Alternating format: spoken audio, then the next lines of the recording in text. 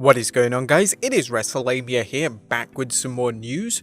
Now there's lots of wild news stories and rumors to get through, so let's not waste any further time.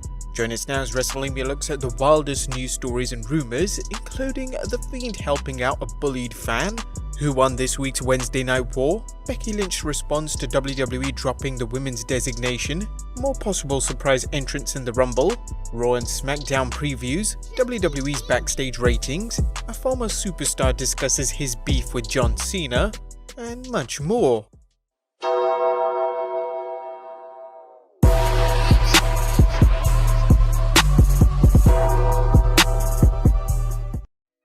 Be sure to subscribe and hit that notification bell for daily wrestling videos. But let's waste no further time and get straight into the first story, as the Fiend helps a bullied fan.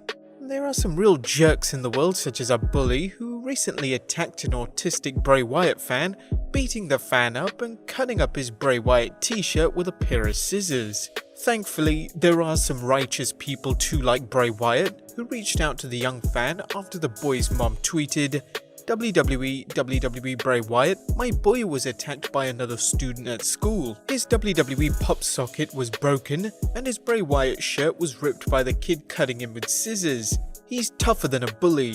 The Firefly Funhouse host tweeted back, DM me size and where to send it. Tell him I got a 6.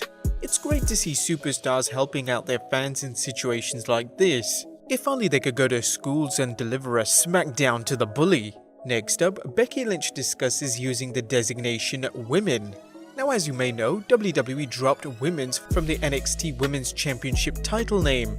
Now, this might have something to do with Becky Lynch protesting change in the WWE. She appeared on WWE Backstage this week and discussed what she thinks is the best way to improve the women's standing in the WWE. The best thing for women's division right now is we eliminate the term women's. It's now starting to hold us back. We're now going, this is the women's segment. This is the women's thing. Why do we need that division? We need people, we need characters, we need people looking for the main event spot, not the top women's spot. Later, the man took to Twitter, stating she wanted to clarify her previous comment, saying, my comment about removing the word women from the conversation wasn't about renaming a division, it was about beginning to rethink it. I wasn't advocating for any changes in title names or anything else, like I'd have the power, but simply an equal volume of opportunities that are based on skill and not gender. The term women can limit openings because phrases like there's already a women's match on the show is still wrestling's historical DNA. Do you think there's merit to Lynch's claim? As we discussed before, the WWE promotes its women's revolution to the press, but with champions infrequently defending their belts. It's difficult to believe the women are getting an opportunity to get over. One user on the Wrestling Inc. forum really hit the mark on this one. She said, as a woman, I understand what Becky means. However, the simple truth is that women would have more matches on the card if they were draws. Women need to build up, not walking one-dimensional characters of each other, repeating the same thing over and over. What are your thoughts on this? Let us know in the comments down below.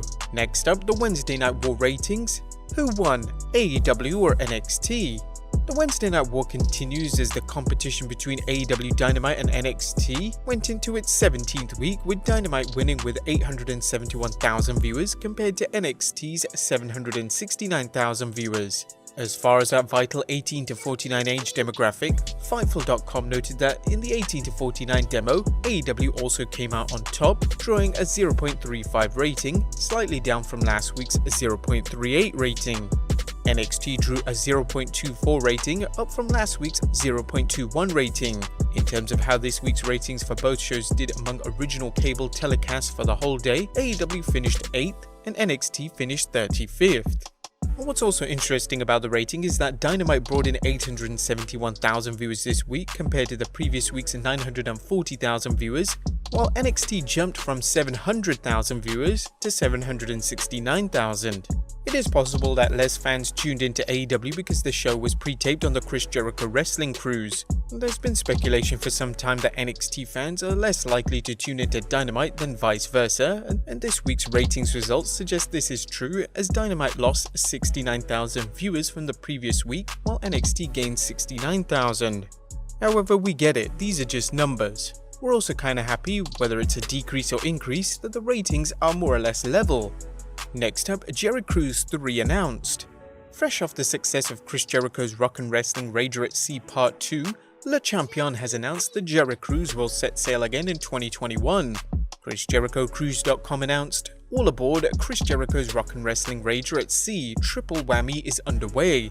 Join us as we set sail from Miami to Grand Bahama Island, February 1st to 5th, 2021 on Norwegian Pearl. If you're ready for more wrestling, more activities and more jam-packed fun, sign up for the pre-sale today."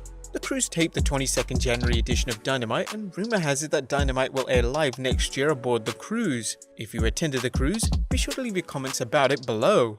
Next up, some more Royal Rumble surprises.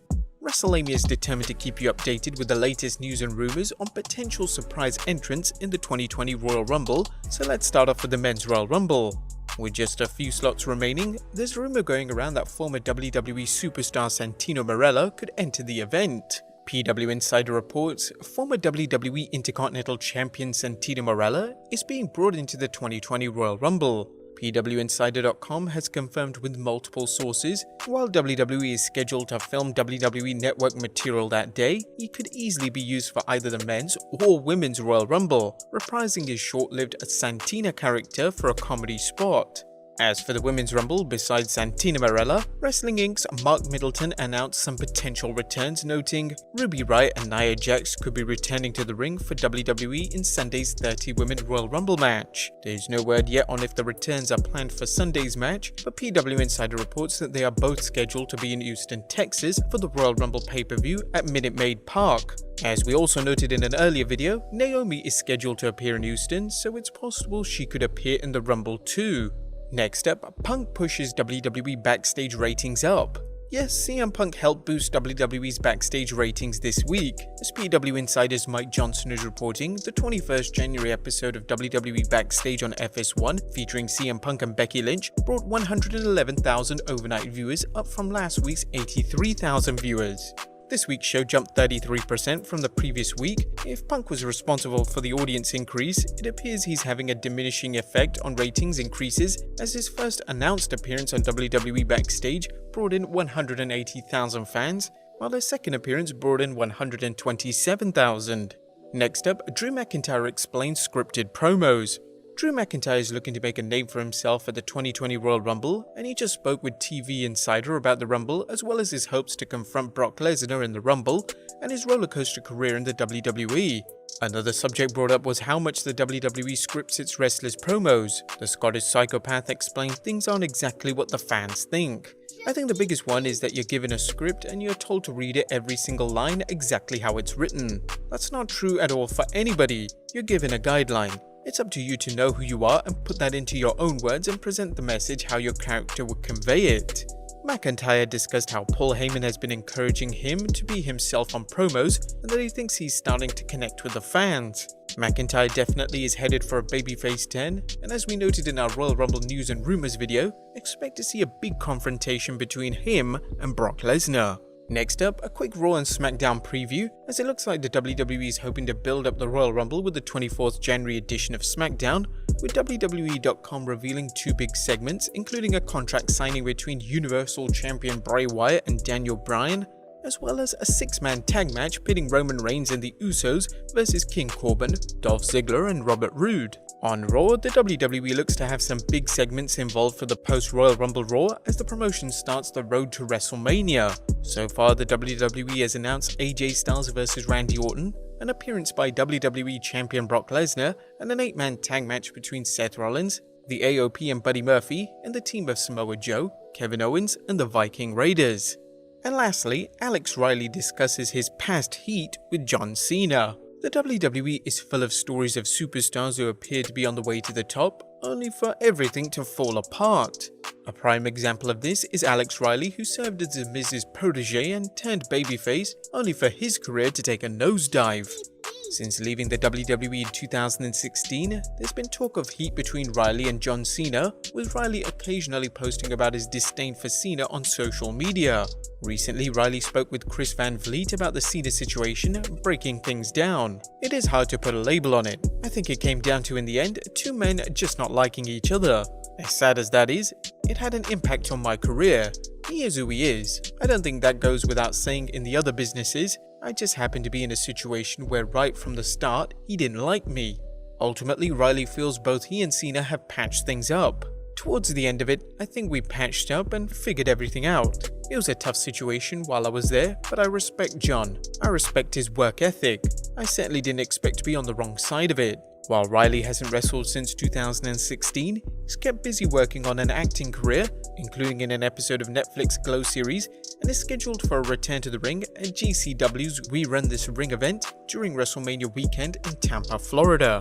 But there you have it guys, the latest wrestling news stories you need to know. Be sure to leave your comments down below, subscribe if you haven't already, follow us on Instagram and Twitter, and I'll see you next time with some more wrestling content.